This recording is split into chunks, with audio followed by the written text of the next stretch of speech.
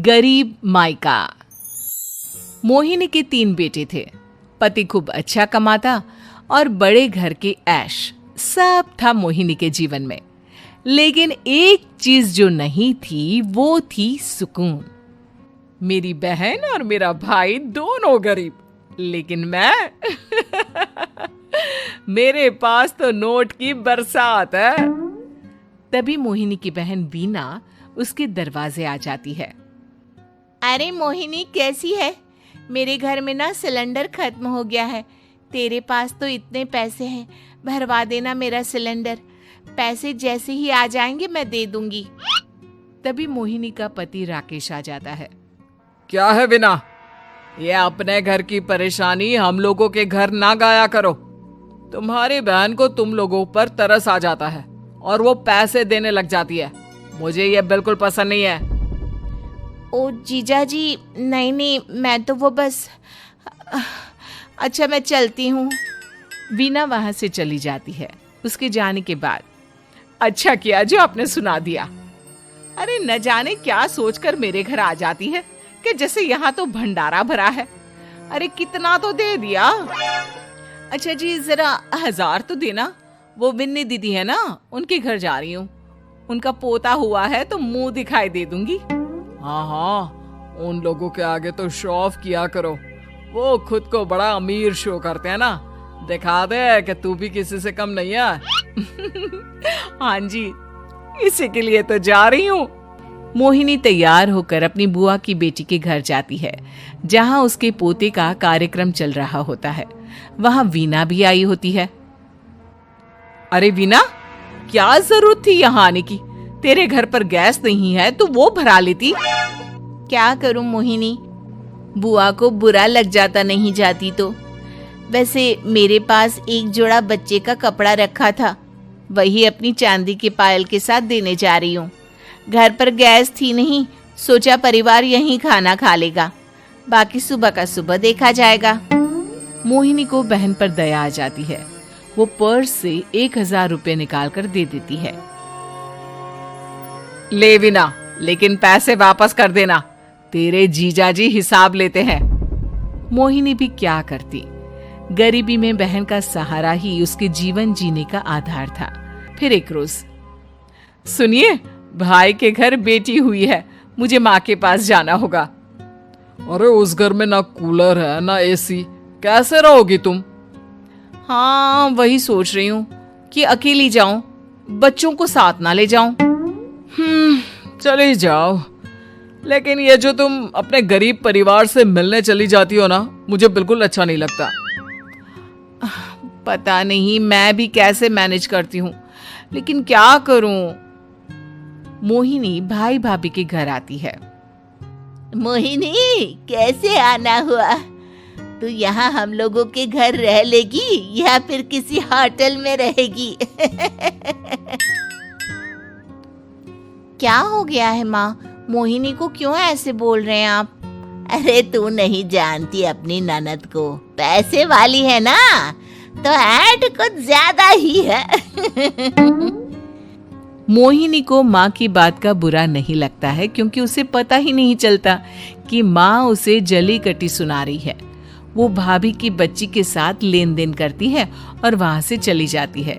उसके जाने के बाद, माँ, क्यों आप मोहिनी को इतनी सारी बातें सुनाती हो? भाई का बेटा बोल पड़ता है। माँ, क्योंकि दादी जानती है कि बुआ के अंदर घमंड है। सही बोल रहा है मोहन। बहू भले तुझे ना दिखता हो, लेकिन मुझे और मोहन को दिखता है कि वो कितनी घमंडी है। मोहिनी मायके आती है, जहाँ गरीबी के कारण चीजें कम होती हैं। इस मोहन के बच्चे को काम पर लगा दो ना, किसी दुकान या किसी होटल में। बर्तन धो लिया करेगा, कम से कम 4 पैसे और आएंगे घर में। देख मोहिनी, माना तेरे पास पैसा है, लेकिन तेरे भाई के दिन इतने भी बुरे नहीं चल रहे कि वो अपने बच्चे की पढ़ाई रुकवा कर उससे बर्तन धुलवाए। मोहन माँ की ओर देखता है, जैसे आंखों से बोल रहा हो, देख लिया बुआ का हाल। हाँ मोहिनी, बात तो सही है, लेकिन अभी मोहन को पढ़ना है। आखिर तुम भी तो अपने दोनों बेटों को पढ़ा रही हो ना। मेरे बेटों से कैसे कंपेयर कर सकती हैं आप? अरे वो तो कलेक्टर बनेंगे। हाँ, कल को वो मोहन को नौकरी में रख लेंगे, क्यों? मोहिनी कुछ दिन और रहकर चली जाती है। धीरे धीरे दिन बीतता है। मोहन बड़ा होता है और कड़ी मेहनत से सफल भी हो जाता है। मोहिनी, माँ के जाने के बाद तो तुमने भाई भाभी के घर जाना छोड़ ही दिया, क्यों? वो क्या है ना, उन लोगों का घर छोटा है, मेरे बच्चे जाना ही नहीं चाहते। पर तुझे क्यों अचानक मायके की बात याद आ गई? यार, मेरा तो मायका है, भाई भाभी है, मेरा तो आना जाना लगा ही रहता है। हाँ, क्योंकि तुझे आदत है ना ऐसे छोटे से घर में और कम पैसे में रहने की। वैसे क्या खबर है आजकल मायके की अपने? अब वो घर छोटा और कम पैसे का नहीं रहा, क्योंकि मोहन तो बहुत बड़ा आदमी बन गया है। फिर क्या? मोहिनी भाभी को फोन करती है। मोहन किसी बड़ी कंपनी का मैनेजर हो गया है क्या भाभी? क्या ये सच है? हाँ मोहिनी दीदी, अब तो हम लोगों के गरीबी के दिन कट गए। आपके भाई ने कोई अच्छे कर्म किए होंगे जो हम लोगों का बेटा इतना अच्छा कमा रहा है। देख लो भाभी, पहले भी आपने कई गलतियां की थी, आप थोड़ा संभल कर चलना। भाभी को मोहिनी की बात समझ में नहीं आती कि वो क्या कहना चाहती है। फिर एक दिन वीना मोहिनी से कहती है, मोहिनी, हमारा भतीजा मोहन अच्छा कमा रहा है, क्यों ना मैं अपने बेटे की नौकरी के लिए उससे बात करूं।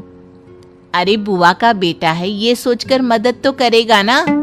हाँ हाँ, क्यों नहीं करेगा, उसके बुरे दिन में तो हम भी खड़े थे।